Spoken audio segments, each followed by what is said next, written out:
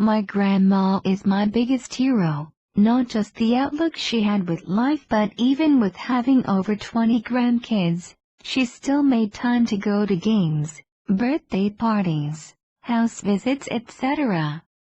She always taught us to work hard, trust in faith, and to always help others.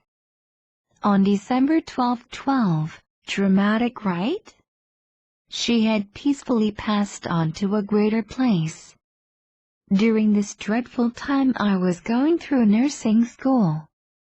Being she was one of my biggest supporters, not having her there to give me pep talks was really hard. That spring after she passed away was my graduation. Certain nights I would get frustrated with school and I would wake up the next day remembering my dream, and it always had her voice encouraging me. Soon after, I started noticing little things happening around the house, and even though our house is very active, I would get a welcoming thought of, oh, it's just Grandma. One particular night I had done the laundry and I had forgot a pair of earrings in my pants pocket, but these weren't just any earrings. My grandma gave me this pair.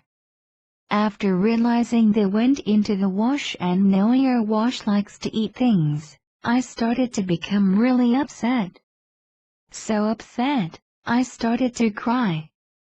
I went upstairs heartbroken and telling my mom what happened. Then all of a sudden I had a voice in my head say, go back downstairs and look. I did what it said.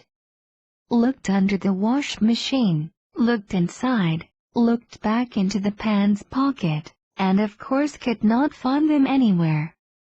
I just sat there on my knees fighting back the tears.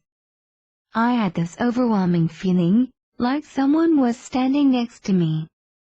I looked up and there on top the wash machine were the earrings. I knew right then, Grandma was with me. So I thanked her.